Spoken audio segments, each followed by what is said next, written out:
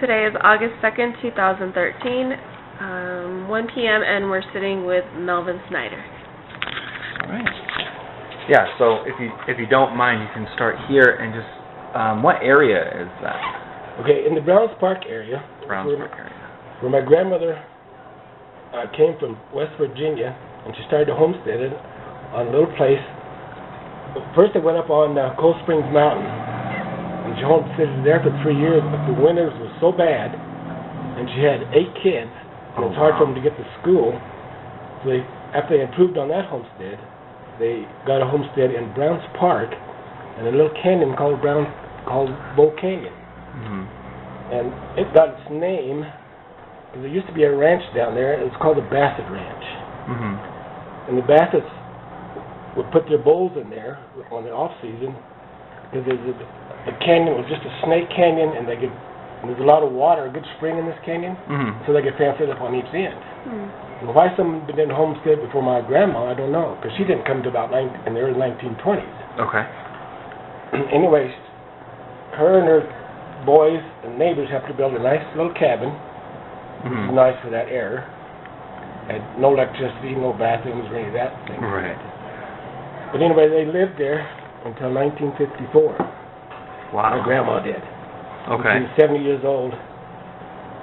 I have a little book. I don't know if you'd be interested in reading it about her life. Yeah. That I printed up for my kids and stuff. Okay. And what it tells is it's in their own words, those little bits and pieces that they wrote down, and I put it with some pictures all over this little book. Okay. So yeah, I'll bring that by to you if you want. Sure, that sounds great. That's what we were talking about. Okay. But anyway, we had so much fun growing up there as kids. I was born in 1943. Okay. I was born in Hayden. Okay. Because there's no hospital in Craig at that time. Right. But when I was born, I'm not sure, but I think my mom and dad lived there in Bull Canyon at that place. Okay. Because before, I got one older sister and 3 siblings after that. But I had an older brother, but he died at birth, and he was buried there in Bull Canyon. Okay. That's what makes me think that I didn't ask these questions until my folks were gone. So. Okay. So. Okay. But anyway, we go down there very regularly. The people that own it are just very conjoined to let us come and go when we want. Right. And in fact, we're having a reunion there Saturday. Okay. With all my aunts and uncles coming. Of course, they live all over the country now. Right. So then the first time I kind of remember things, I was 5 years old when we moved to a little ranch between Maybelle and Sunbeam. Okay. On the county road 318. Okay. And the little house we had there, because it didn't have any electricity. Right. Or inside bathrooms. And we did have these little propane lanterns. I remember lighting them in the evenings so we had light, but we always went to bed really early. We got up early back then. Right. Another thing is I really liked back then, we didn't have refrigeration. So in the winter, my dad and the neighboring dads would always go to the river and cut blocks of ice about a foot square. Right. And put them in the ice house. Very close to the house, and it was just a hole dug in the ground with a roof built over it, and it had cedar bark on it, and then it had layers of sawdust in it. And so that would preserve the ice. So the first layer of the ice they put way in the bottom and cover it with sawdust, and they just keep layering it up to the top, and it lasts all summer. And so us kids, we'd always send us to get ice to put in the little ice box. And a couple times my sister and me, we'd get in trouble because we'd go down and be so cool. And we'd uncover some ice, and we'd get in trouble because it'd melt too quick if you got it. Wow. And then in 1959, that house burned down. Oh, wow. My mother had appendicitis, and they rushed her to Denver. Anyway, she got to be okay. But we hired another lady to help with the housework. Right.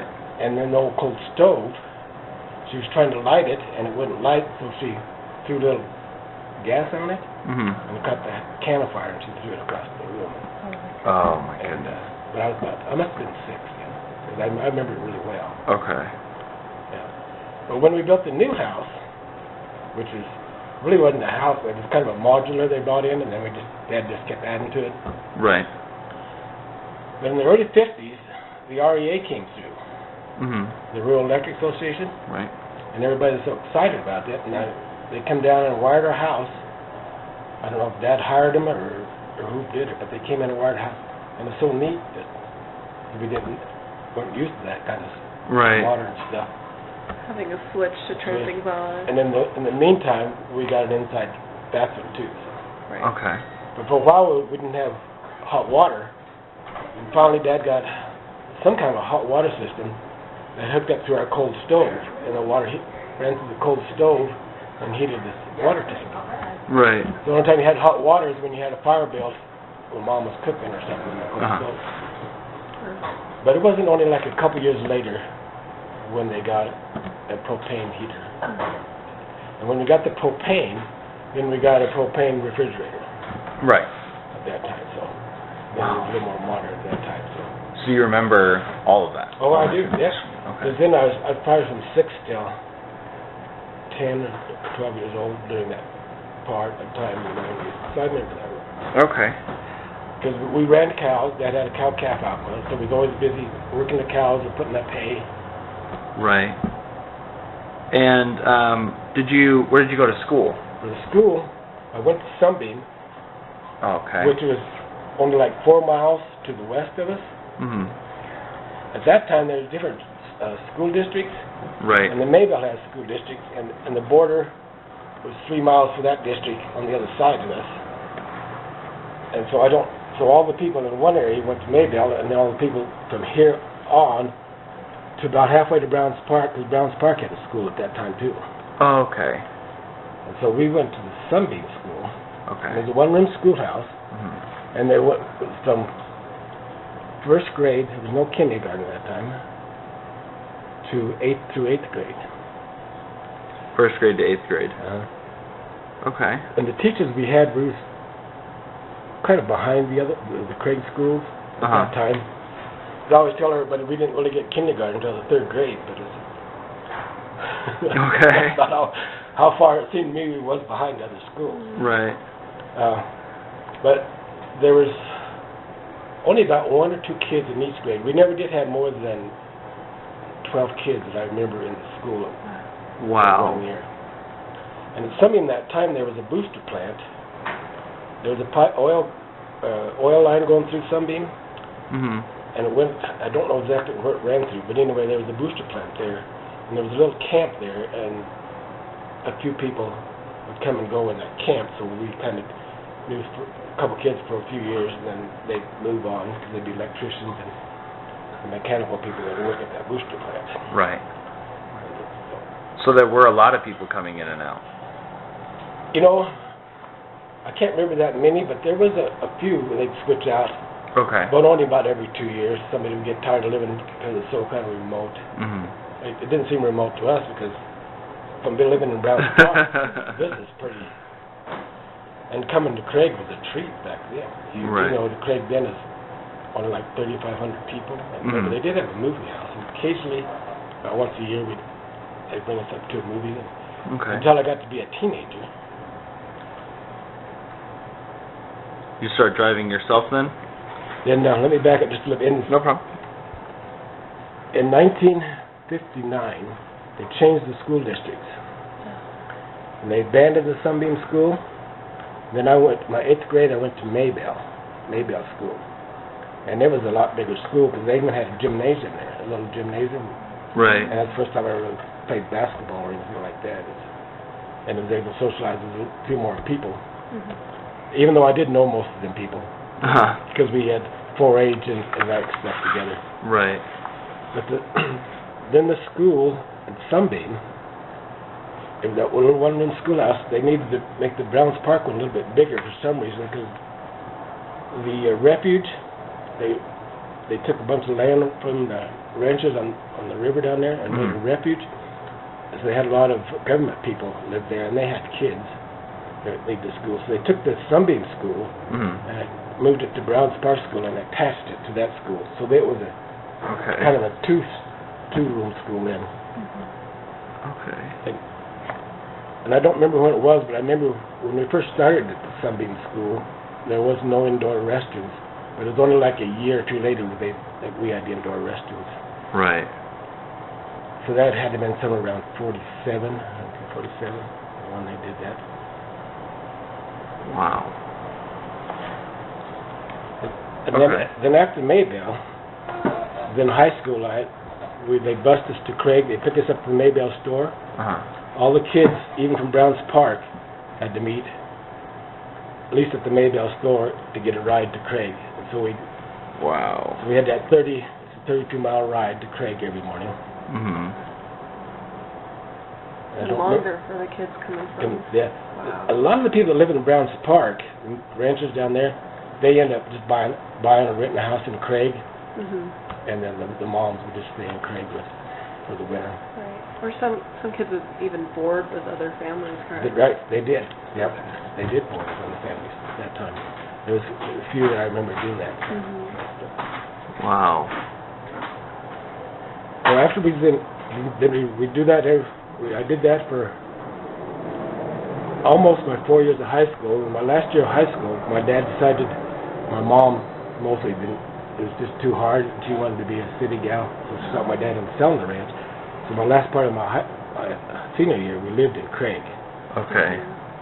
And I worked, we lived really close to a mobile station, and I got a high school job. I was working at the mobile station, because then they hired young boys to run the pumps and do oil changes.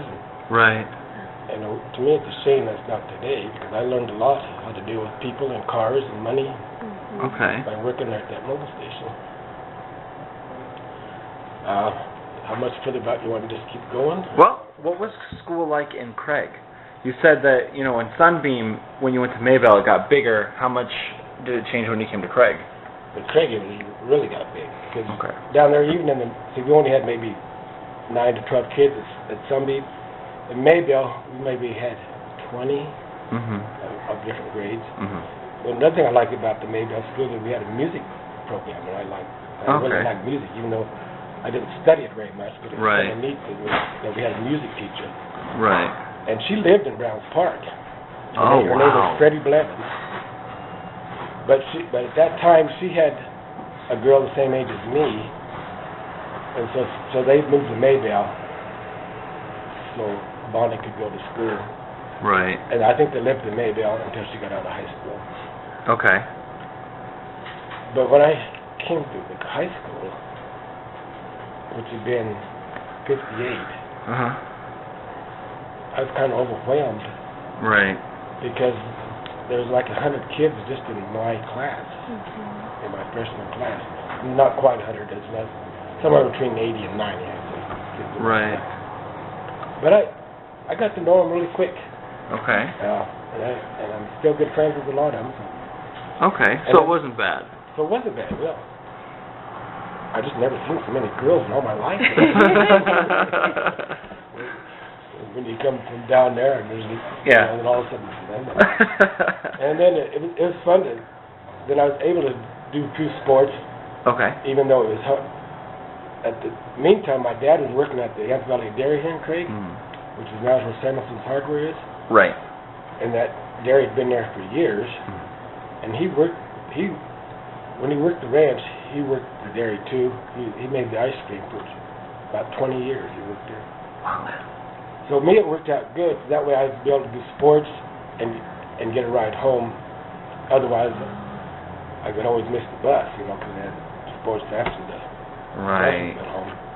So then I was able to ride the bus, ride home with Dad.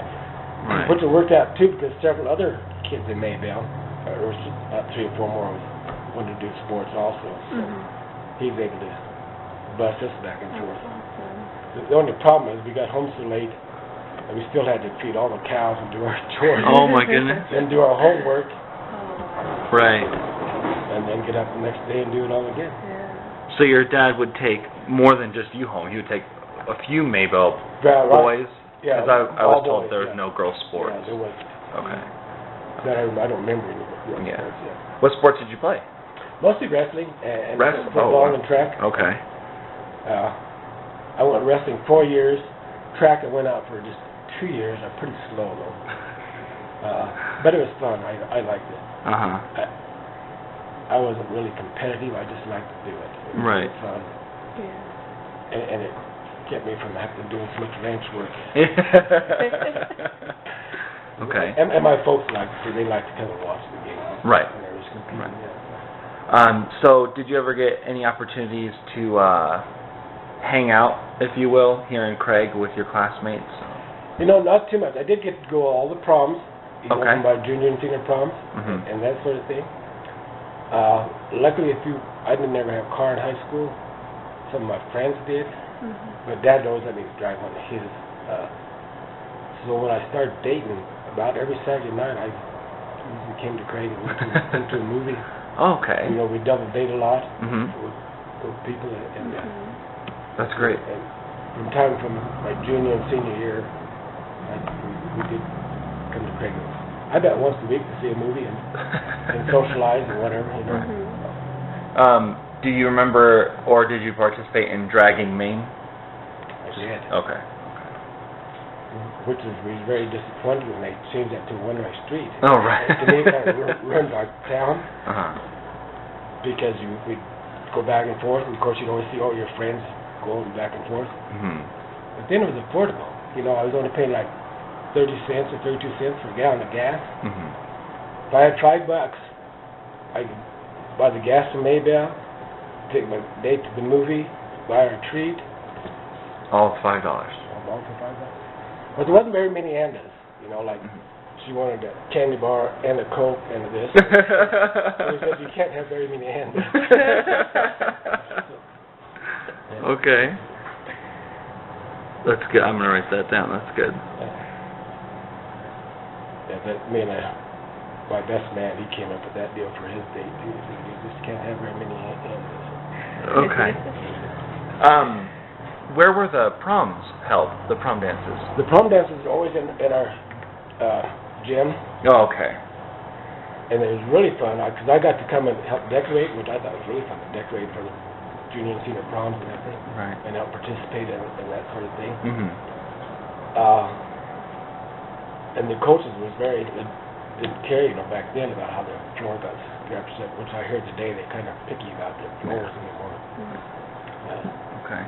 What kind of events, did you come to any of the social events here in No, I when didn't. this was the Armory? This is the Army here, and I never did. Later on, after this, we didn't come to the Army, they used to play pickleball here a lot. Mhm. And I used to participate in that to the church, Okay. the congregational church. And Okay. it was fun down here, you know, on the cold winter days to come play pickleball in here.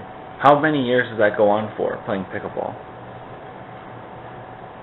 I'd say we probably played 3 to 4 years in the winter. I'm not really sure now. We heard it was very popular at one time, It and then was. it just went away. It went away. I think it went away when they sold this when the museum started, I think. Or it might have died before then. I don't know. Okay. I had a little ranch of my own just out west of town here, and I was pretty busy with that. So Right. in the summer, I didn't get to participate in that kind of stuff. I was too busy taking my pay. What did Craig look like when you were in high school? What was it like? To me, it was. I remember the theater and Polished Drug was always the place we stopped, which was at the corner over there. And of course, Dad worked at the dairy. But I remember the Polished Drug and the theater. And then what was really neat to me at that time, they opened the drive-in theater. Oh, right. And that was really kind of neat, because you come here and they have a double pizza feature. Okay. That's the only problem was that my parents didn't like. We wouldn't get home till about 2 or 3 in the morning back to Maybell, because we stayed in, and so I'm sure I drove them up the wall. Is that, when you're driving down the road, was the drive-in theater, is that looks like a building almost? It's a completely flat building on one side with this... I think the screen's still up there. Oh, okay. Because the big, some excavators using it, and they're mining all the sand and gravel out from underneath where all the parking lot used to be. Right.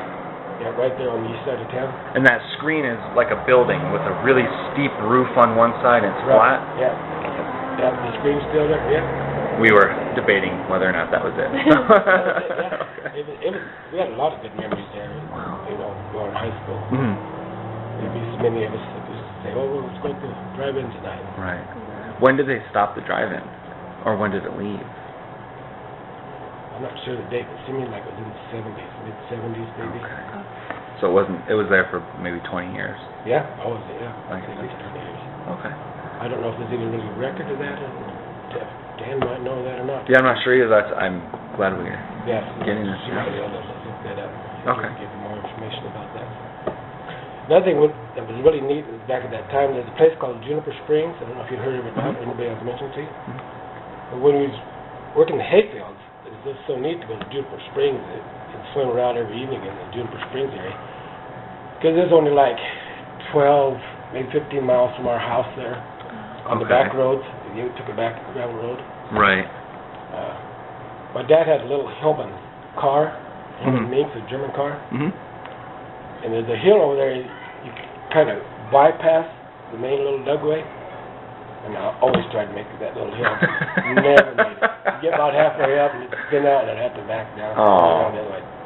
Okay. I had to try about every time I went over there.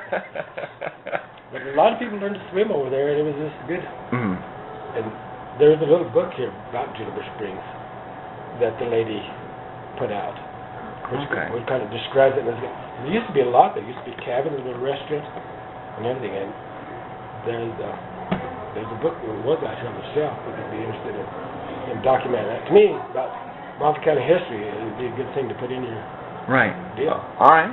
We'll look into that too. Yeah, I think there was some out here, if not Janel. Okay. I'd do a best guess on that. So. What did you do after high school? Now, after high school, I went to Mesa College for 1 year. Okay. In the meantime, I got married, and then I worked at the dairy. In the meantime, I bought my little ranch out here, and so I did that. I wasn't college material, I didn't think, even though I should have learned more, but I didn't. And then I worked there, and then I run my little ranch, and then in the mid-'80s, things kind of got, the Reaganomics, the interest got so high, so I sold it, and went into construction. I started my own construction outfit, and started building homes, remodeling. And when I was doing that, I built a little golf course out beside town. My wife ran that for 9 years. Okay. We have a bunch of pictures. I don't know if you're interested in it. Yeah, we'd like to see that. Bring down under construction. It turned out pretty nice, but she ran it and she kind of got tired of it. It was a good 5-month business during the summer. Then we closed it for the rest of the year because it's too cold. Right. But for 5 months, she just had to stay there and run it. Wow. You know. So it was successful. Oh, brilliant! It was a soda fountain and miniature golf, and we had old-fashioned soda fountain inside of it, which she learned because she worked at the Palace Drug, and they had an old-fashioned soda fountain there, and she learned how to do all that stuff. So we made a really neat-looking one, and people just loved it. I mean, we made a lot of money just selling malt and the old-fashioned malts and ice creams and banana splits and that sort of thing. I'm getting hungry. Yeah, sounds really good. And the people we sold it to, they were really young, and we thought, and they had so much big ideas, but he didn't realize you had to keep it up and do the maintenance. We always hired about 3 girls during the summer to help Joan inside, and he didn't want to do that anymore.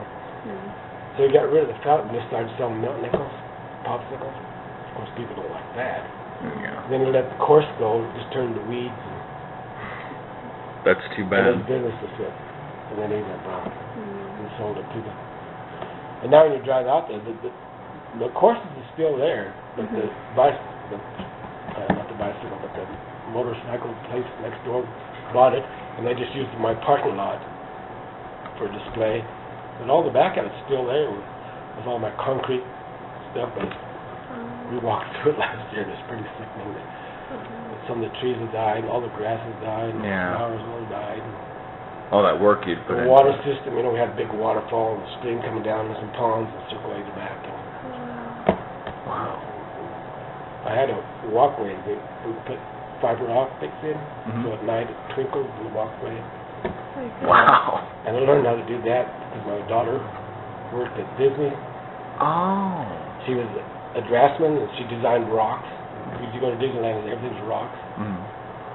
Well, and they had some fiber optics nothing. So she kind of taught me how to do that. So I had to, when my last walkway from the 18th hole to the clubhouse, I put all that fiber optics in there, so at night the kids would try to stomp on them, because they'd be twinkling. So it was kind of a neat little deal. Right. Yeah, I'll bring you my Worley book, which that was my grandmother's name, Worley. Could you spell that? W-O-R-L-E-Y. W-O-R-L-E-Y. And she came from West Virginia, and they moved to Marino in the late, about 1917, because they heard there's a lot of gold here in Colorado. They got to Marino, which is up by Sterling, in the northeast corner of Colorado, and that's where my mom was born. And she was the last one born out of 9 kids there, because everybody else was born in West Virginia, mother and father. More of the family come, but they all went broke, and she's the only one that stayed, and I don't know why. I'd like to know why. And the only reason I think they made it from there to Browns Park is because her oldest son went down there first, which he was like 20 years older than my mom, and started because of the Homestead Act, and there's the free ground if you approved up on it. And then my grandmother and my grandfather was really mean to her. He used to beat her with the buggy whip.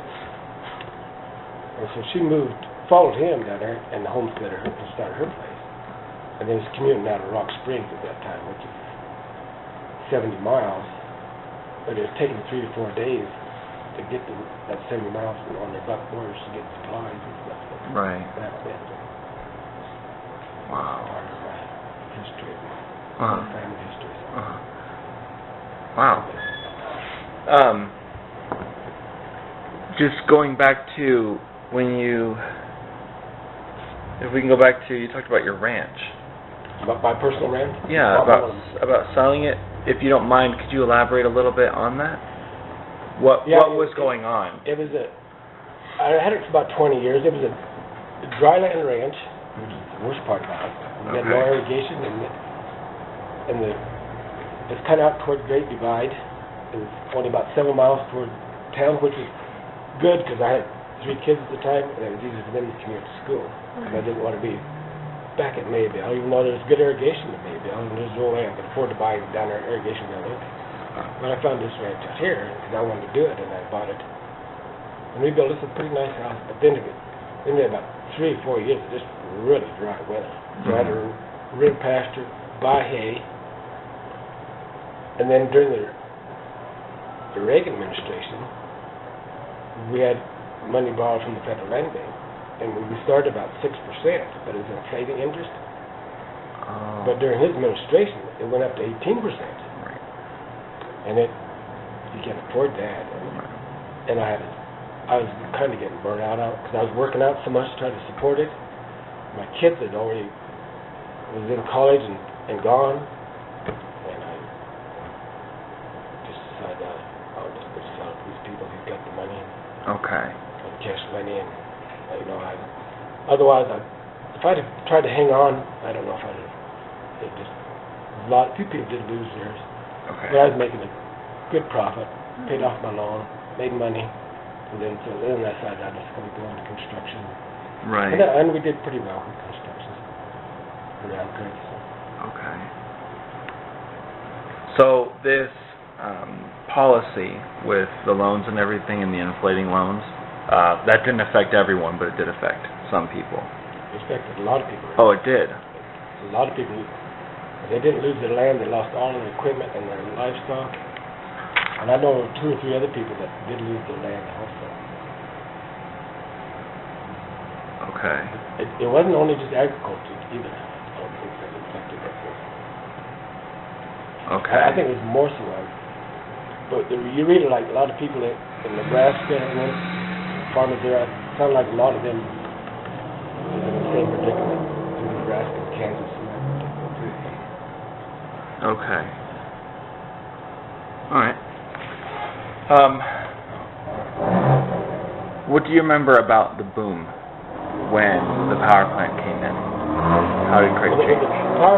Which helped me a lot because when I was doing construction, it's kind of slow, and so there's an opening for the Rio Grande Motorways here, which is a trucking outfit, and is the trucking part of the railroad, and they bring this stuff over by truck from Denver, and then we distribute it all through this area, and it paid really good. I had to join the Teamsters Union, and to me, it just paid really good money for that time, when that was in the early 70s. And then when the boom started, we were just so busy, and it really helped our economy a bunch when that boom started. Okay. The only bad thing about it, that's when they changed the one-way street. Okay. That boom's there. And right. I don't know, a few people fought it, but not a, and I still can't figure out. They just said, well, it makes the traffic go through Craig easier. There's a lot of people that time worked at Steamboat, because there wasn't enough housing. So they had a lot of traffic coming through it, but all they had to do is make a bypass, which they have now, to go to the plant on First Street. So there were ideas for other solutions, but they were passed over? They were passed over. That's my knowledge. Of course, at that time, I didn't pay much attention to politics and stuff, which you should have at that time, but you're too busy on lives, you don't do that. So. We've heard from, not everyone, but some people that parts of Craig became a little rough, especially in the downtown with all the bars. Did you experience anything like that? I did. Not really personally, because I kind of avoided that. I never was going to the bars much, occasionally, but not much. One girl that I graduated with, she did live in Maybell, and I was really good friends with her. Her name is Sheila Thane, and she was working at a liquor store at about the middle of the boom. I can't remember the year. But anyway, she got robbed, and they murdered her, and left her body out here by the bridge.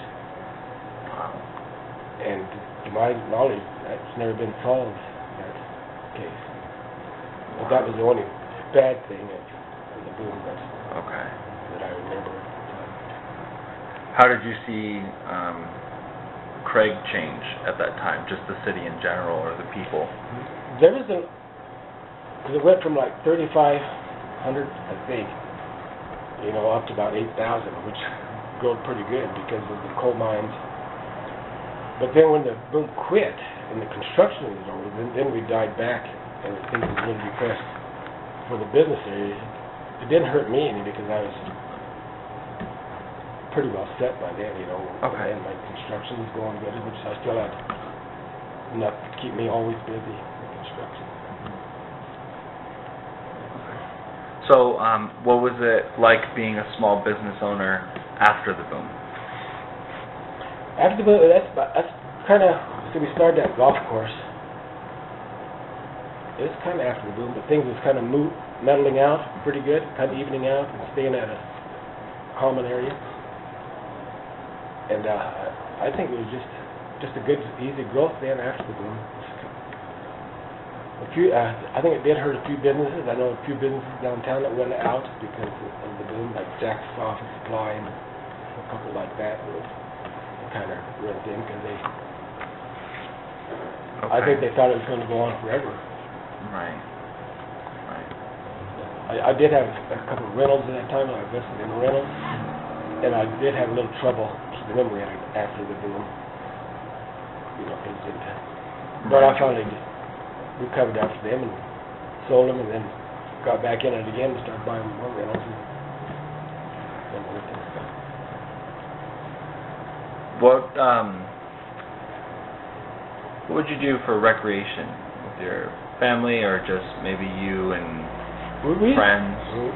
We had a lot of recreation here. We go to Flaming Gorge quite a bit. I don't know, it's a big lake in Utah. A lot of fishing and boating. And at least once a year, I made sure we took my family on a 2-week vacation. And like in '79, we went back, we went to Washington, D.C., toured that, went to Smithsonian and all the tourist things there. And my wife had a classmate that lived in upstate New York, so we went up there and went to Niagara Falls. In the meantime, my wife's folks, right after we got married, they had to move to California for health reasons, to L.A., So once a year we'd go out there. Of course, then when we got there, we'd go to Mountain Farm, Disneyland, and that thing. So we'd always that 2-week vacation, and I worked with Gary. So that's what we do. I had to take it in January. We didn't like to take it in the summer, which was good. Because that way the parks out there when it's busy. And every year we'd always do some recreation like that. We always went camping a lot. Did a lot of fishing, hiking, a lot of rock climbing down in the Browns Park area because that's what I was familiar with. Okay. Growing up in that area. Right. Yeah. Has the availability of that recreation changed in terms of going? Maybe are there restricted areas for fishing or hunting now, or you can't go out and do it? I'm not hunting anymore. I used to be able to be free to go hunting on my neighbors and people. And now it's so business-like that everybody makes a lot of money, so that kind of cut down on just going on people's property for hunting. And the BLM is still open, but it's so popular anymore. There's just too many people hunting. To me, in the Maybelle area, sometimes we'd be the ones out there. That's what you kind of get used to. There's a lot of game, especially with deer. There's just a lot of big bucks back there. A lot of trophy bucks. And that was in the late 50s and early 60s. Right.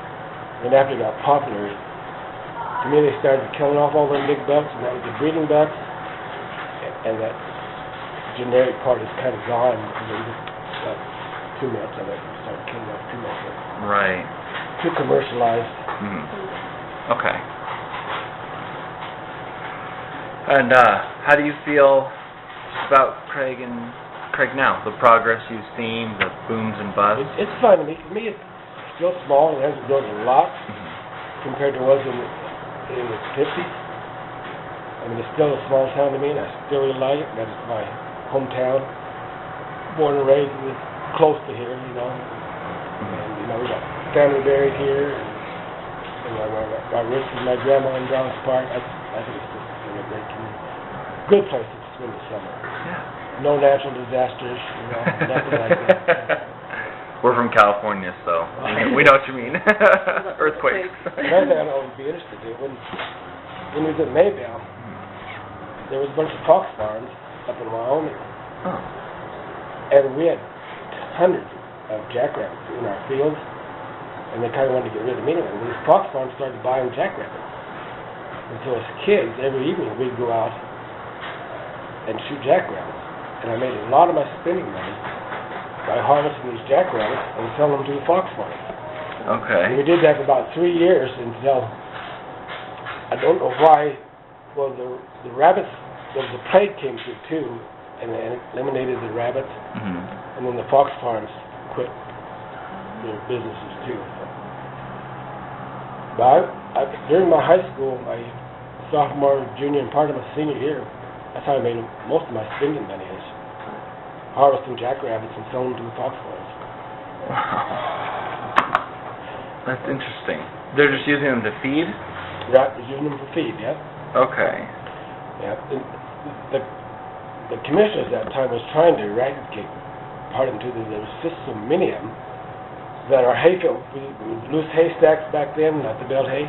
They're kind of like a loaf stack. We'd go out there in about a couple of weeks, it looked like a mushroom because they'd eat so much, about this high off the ground. They just eat a lot of hay because they're just hundreds of jackrabbits back then. And of course the deer population was, you'd see a couple hundred deer out in your field at night too back then. Back then though, it was legal to go spotlighting at night and hunt at night. And today you can't do that. Right. So we had a lot more freedoms back then. My dad, when I was about 10 years old, bought me 22, and then I was always going out by myself, and they didn't seem to care. We always had a pocket knife to carry to school. Right. Always, yeah. You just couldn't survive without a pocket knife on the ranch. You had, for feeding cows, you had to cut the strings of the bales, and just always used a pocket knife. But nobody ever thought about harming them anyway. Right. It just wasn't. We didn't have TV to teach us how to do that stuff. or violent video games. Okay. Do you, just kind of to wrap up, do you have any other closing stories or things you want to share, have recorded? Right up in my hand, I can't think of anything that might be interesting to your comment. I will bring you by our book of our golf course. Okay. And one of my little worry books if you want to. Yeah, we'd love to look at that. Read it, then. Okay. All right. Yeah, and it's written in their language. I was gonna, cause I'm not a good speller or anything, but I just left it the way they wrote it. Because my wife says it sounds better that way. And there are little stories of my uncles and aunts and second cousin. I had a second cousin or first cousin that grew up with my mom because they was only 2 years apart. Okay. And her daughter or her sister was like 18 years older than my mom.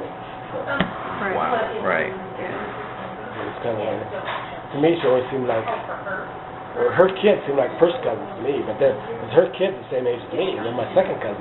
Right. And we kind of grew up together. Right. Right. Okay. Well, thank you. You bet. I don't know if I helped you or not, but